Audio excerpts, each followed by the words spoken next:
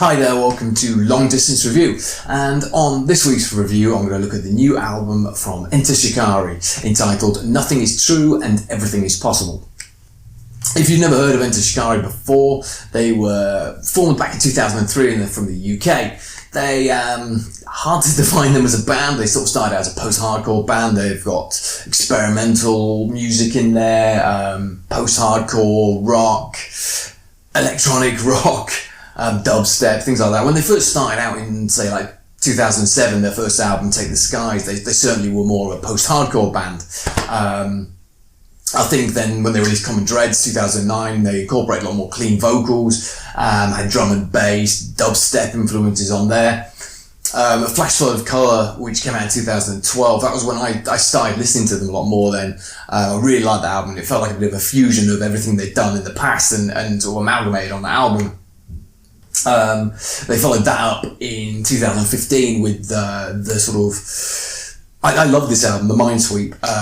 It was a bit of a concept album, but it was critically well received, but commercially not as well received as I think they thought they'd hope, or that I think it deserved. I still think that's a great album. It's my favourite that they've done in the past. But yeah, then they followed that one up with The Spark in 2017, which was okay. It was a much more minimalistic album. It felt a bit more pop leanings than anything they'd done before. It was pretty good, but yeah. Anyway, that's all the band's trajectory. As you can tell, they started out as post-hardcore, influenced a lot more dubstep, drum and bass, electronic influences, rock influences, and pop influences at the end, and that's kind of the band's trajectory where we've got to now.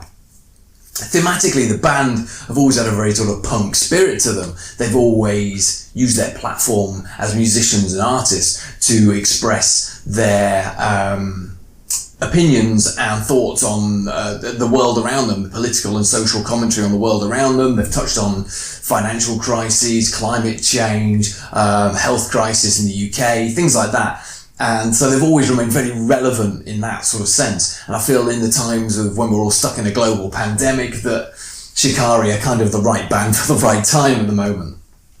So let's get on to this album, Nothing is True and Everything is Possible. The album opens up with a song, The Great Unknown, which sort of dips the listener's toes into the album musically and lyrically, thematically in a way. It has a line in there which says, is this a new beginning or are we close to the end?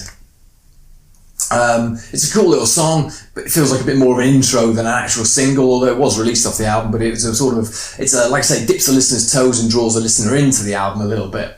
Then you've got songs like the single we all heard before the album dropped, the first single, The Dreamers Hotel, which should really please fans of old and new Shikari. It has this real bass-heavy verse and Rao Reynolds' rabble-rousing vocal technique that we're all sort of used to on old Shikari, let's say.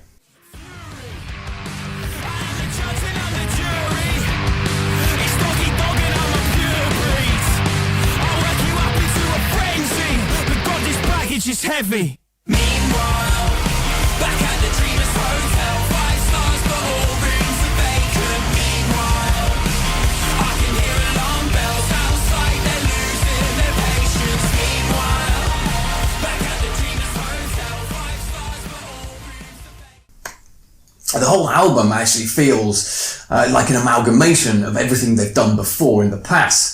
It takes a little bit from sort of column A and a little bit from column B and a little bit from here and there and sort of tries to jam it all together into the sense of this is what we are as a band and here is everything we can do. But it also does see them push themselves like never before as artists. They've got songs like The Extraordinary Waltzing Off the Face of the Earth, which has these... as Rao Reynolds sort of taking jabs and jibes and sort of accusatory speeches at the listeners and everyone around him over this waltzing, ominous beat. And it's a really, really thought-provoking and incredible track. I really, really love that track.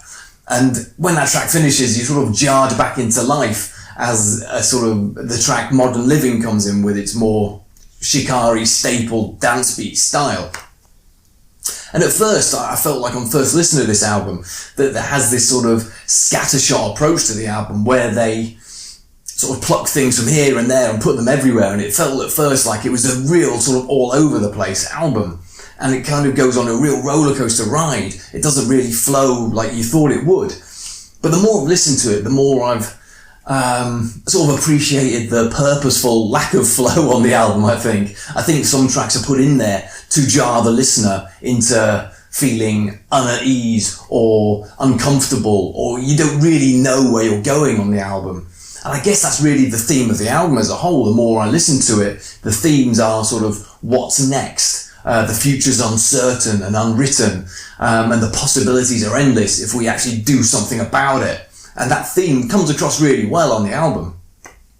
There are still like the usual songs like the dance floor bangers like Tina on this album, which was also released as a single, which has this great dance beat on there. It'll be a live favourite for a long time, and it picks up the pace after a sort of slower midsection on the album, I felt. Then sort of Shikari take the listener to a place they've never taken them before, and it shows them really pushing themselves, like I said, as songwriters and musicians. There's a song called Elegy for Extinction, which is a instrumental orchestral piece, and it's the longest track on the album, I think, as well. It starts off with these minimalistic strings and then calmly builds up and then collapses in a sort of industrial chaos at the end of the track.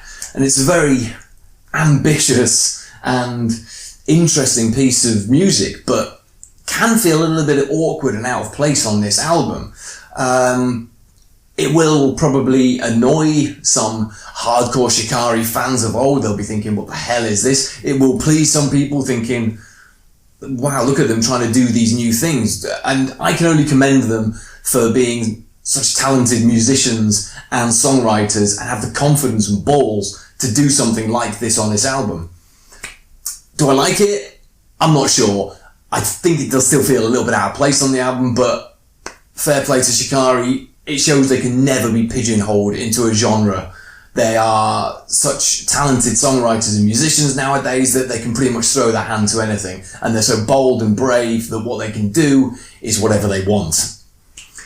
The album does feel ambitious as a whole.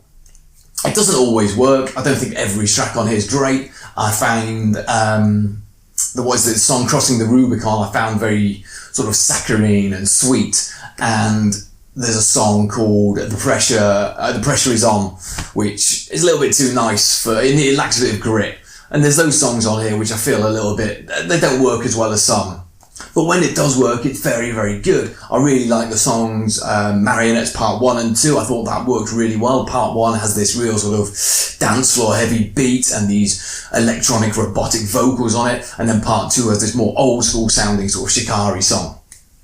You got songs near the end of the album. Satellites is the sort of staple Shikari soaring chorus song, which seems to appear on every album now. It does feel like it could have been handpicked off the Spark, that song, but it's a pretty decent song. And then closing the album, you got a song like The King, which I thought was really, really good. Has the real anthemic ending to the album. And it reminds me of a song like Quelle Surprise, which is one of my favourite Enter Shikari songs.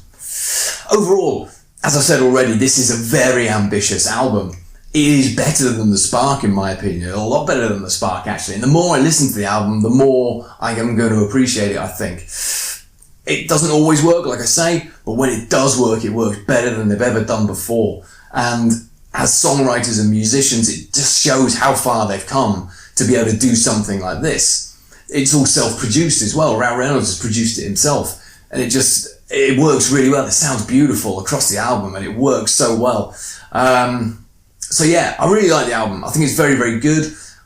I think I'll get a lot more out of it the more I listen to it, and I'll definitely revisit it again in a few months and just see how I feel about it then. But let me know what your thoughts on the album are, and I'll be back again soon with another review. Thanks for watching.